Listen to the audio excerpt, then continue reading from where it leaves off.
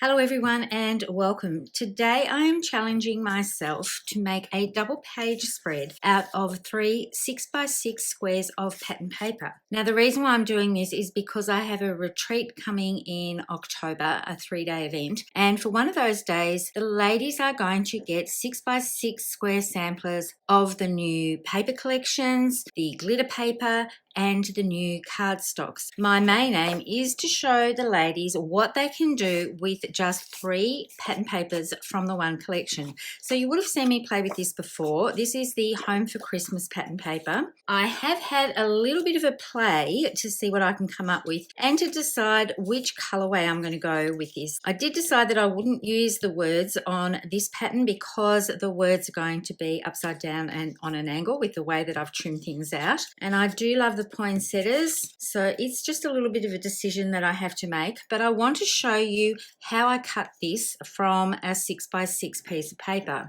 I'm not going to do it on these sheets because they're going to be somebody's gifts. I'm just going to bring in my Fiskars trimmer here and use a different piece of pattern, but this is quite easy to achieve if you have a trimmer like this where you can look at the markings on the side.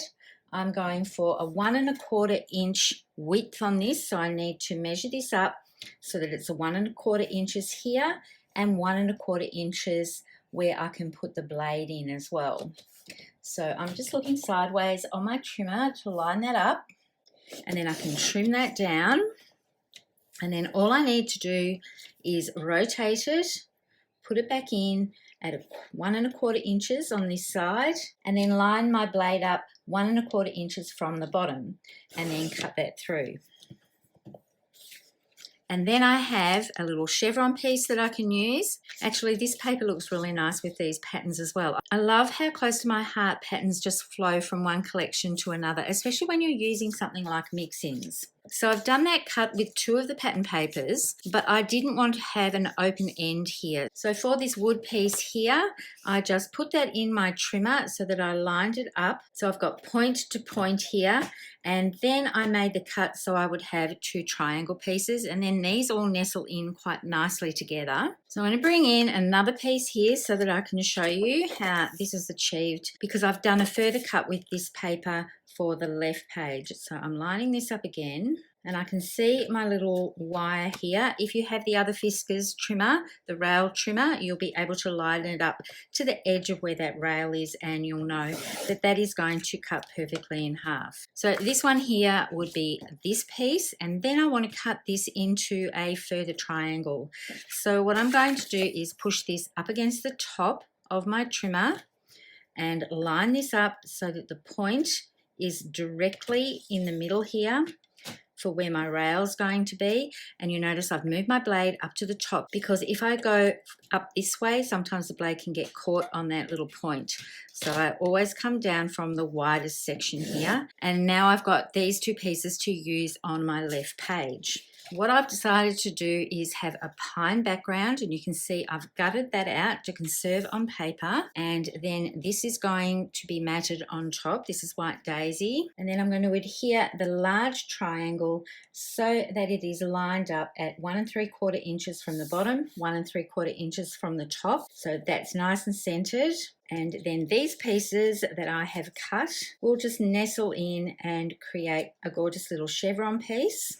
And I want the attention drawn inwards towards my photo. So that I'm going to mat on candy apple, just so that there is a difference between this pine paper and the candy apple piece here. Let me bring in the left page, and I've done a bit of prep work on this as well.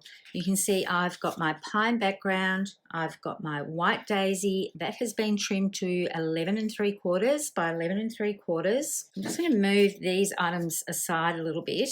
And what I started off doing was just playing with the pieces that were left from my cut. So you'll remember that I've got these pieces here from a 6x6. I've trimmed this section out, and then I have a 4 3/4 by 4 3/4 square left. So I've chosen 2 of the patterns to work as background pieces.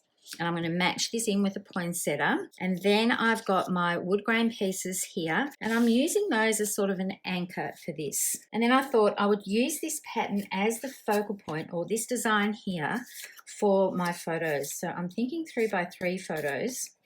but they are getting a little bit lost here. So what I'm going to do is double mat these. So I've cut some candy apple. I'll give you the measurements for this one. I'll just move this back again. I should have secured things to my Versamat so things didn't move around too much. So the candy apple piece is 3 1/8 of an inch wide, and that's to give a slight border around all of these 3x3 photos. And then the white daisy is 3 1/4. So what I'm thinking I'm going to do with this is attach my photo holders here to the candy apple, and then I'm going to make it into a banner piece. I was going to do another mat as well on this, so let me just move this aside a little bit, because I was thinking I would actually mat the pattern papers as well. So this white panel measures at 4 7/8, and then the candy apple measures at 5 inches. And this is just going to give separation between the patterns. I do love how that looks. So I'm just going to bring in my panel that all my photos are going to go on, and I really do love all the matting that's going on with this. So I'm going to go away, I'm going to adhere these, but I'm not going to do any trimming off just yet. I want to adhere my pattern papers to the white, and then I'm going to trim this edge of the white daisy, and I'm going to adhere my photo mats to this candy apple, and then I'm going to construct the dovetail piece. So I'll be back in just a moment when I've done all that prep work.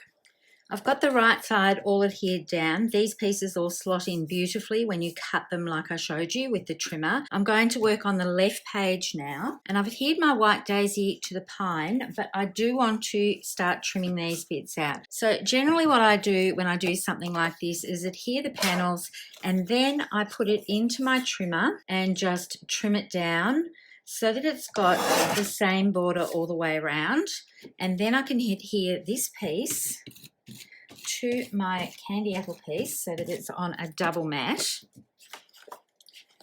I'm just lining this up, and then I can trim this piece down so that the mat going around the outside for the candy apple is the same width.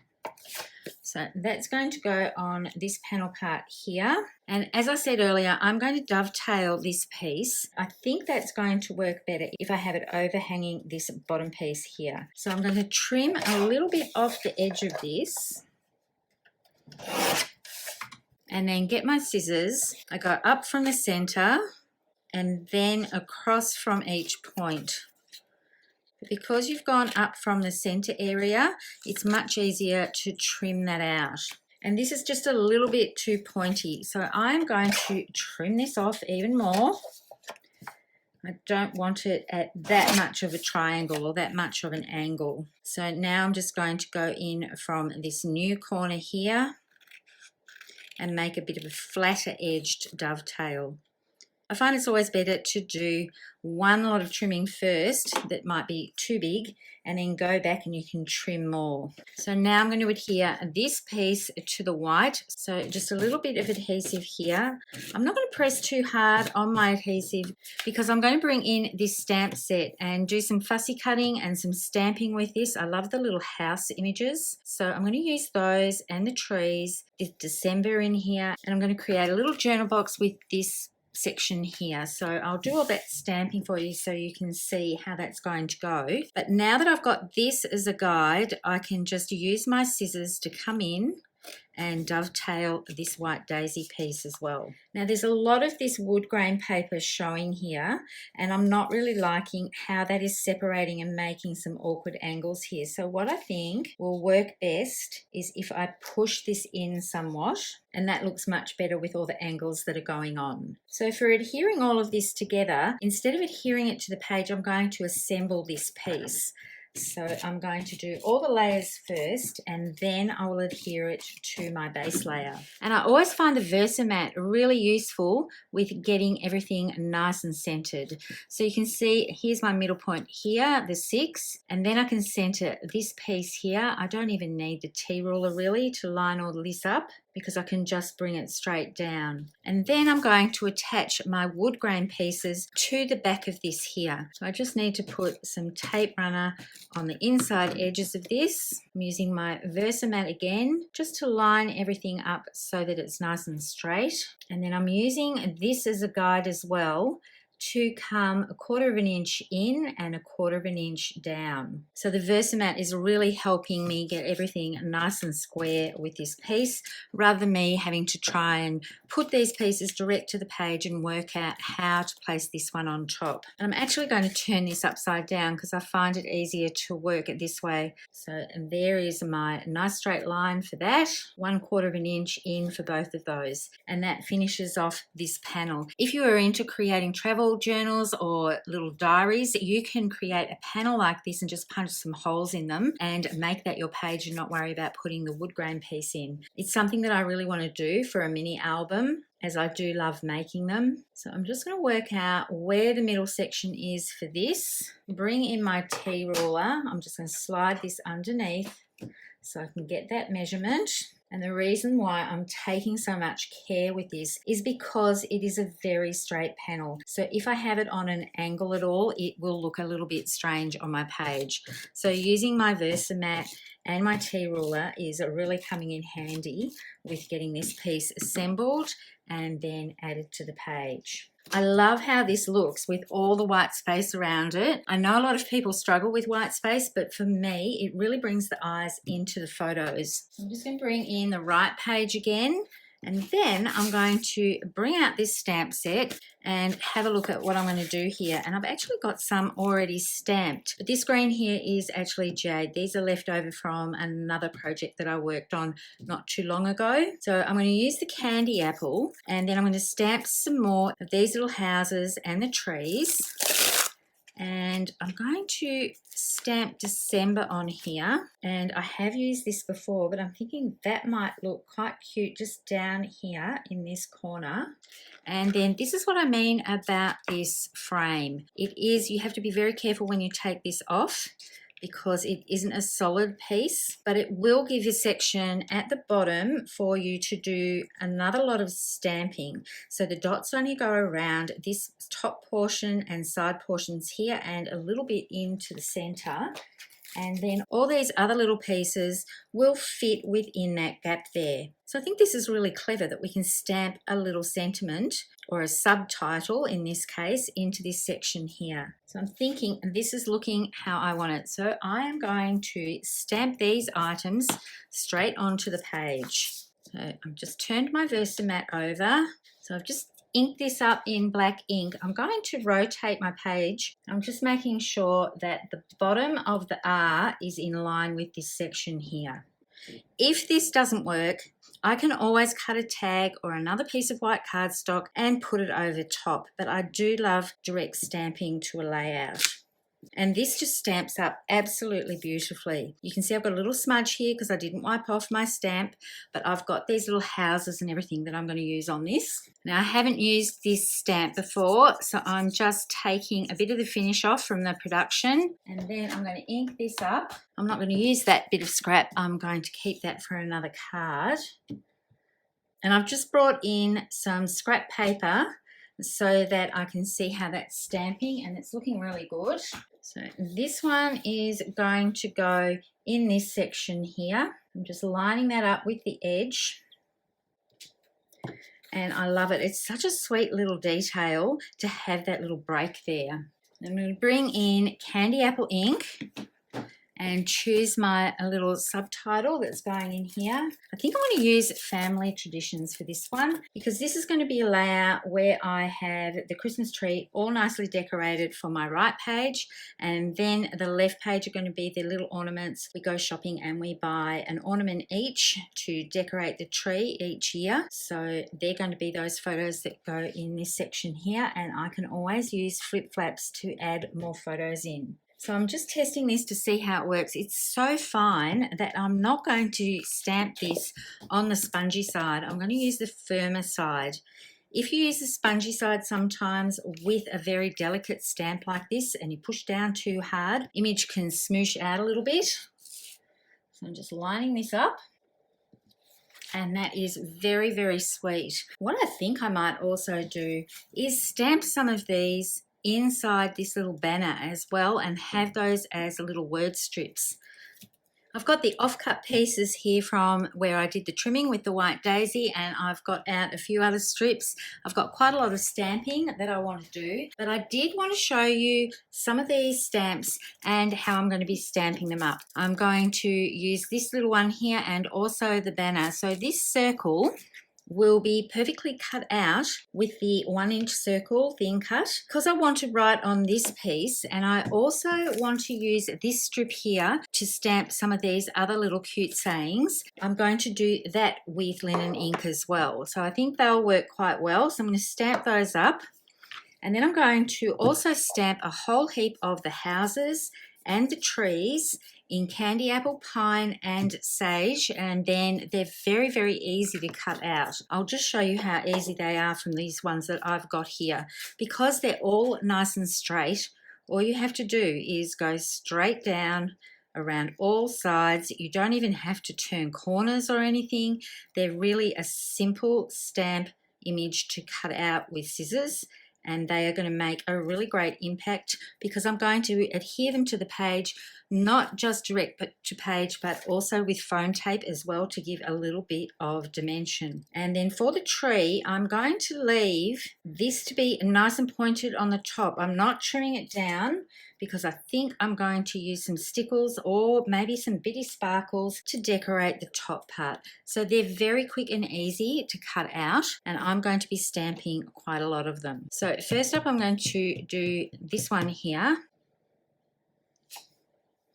And it's very, very subtle, so it's not quite coming out enough for what I want. So I'm just going to try stamping one next to it in sage, because there is sage in the pattern papers, so I think that might work a little bit better. I'm just going to stamp off because I've just cleaned it, and I think this colour is going to work a little bit better than the linen.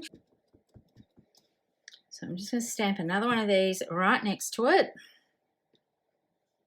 And then I'm going to have a look at how this little tab here stamps up. Now, I haven't used this one before either, so I'm just going to have a little look here. I do love how delicate that looks, but I do want to see how that looks in sage. And that looks lovely too. But while I've got all my inks and everything out and the stamps out, I may as well do them so that I've got them and they're ready to go and I don't have to get these back out again. So they're going to fit quite nicely down this little scrap piece of paper here. And I'm just going to keep stamping these. So I've gone ahead and I've adhered most of the elements down here.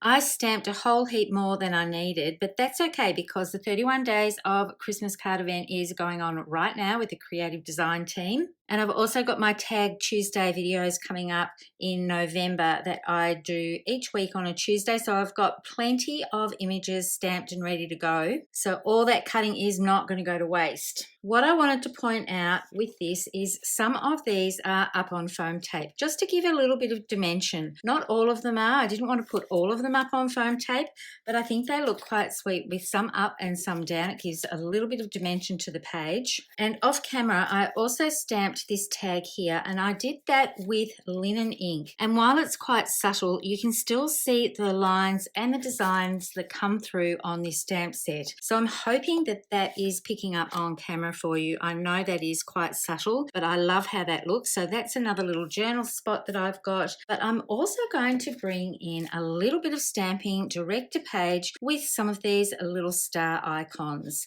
And I had a little practice off camera with shortbread and linen ink, and I've decided to go with linen ink because I don't really want to bring in another color at this stage. So I'm just going to quickly do that and group those around. I have them set up on a little block here, and I'm going to do groups of these just around the houses and also around this little word art piece. And this is just going to help everything look like it belongs on the layout. And I quite love how that adds a little bit of whimsy. It's very, very subtle, but I really love the effect that these tiny little stamps can actually add to the layouts. So I'm just going to keep doing that on the left page, And then I'm going to bring in the right page and do that as well. And as I said before, I am going to use some stickles on the tops of the trees, but that's the very last thing I'm going to do. So I've got a larger star here. And then I'm going to bring that up there. And I might put another one down here a little bit and make a little group down here. Where's that little starburst type one? It's a bit hard to see. They're so teeny tiny, but they just add just the right amount of detail, I think.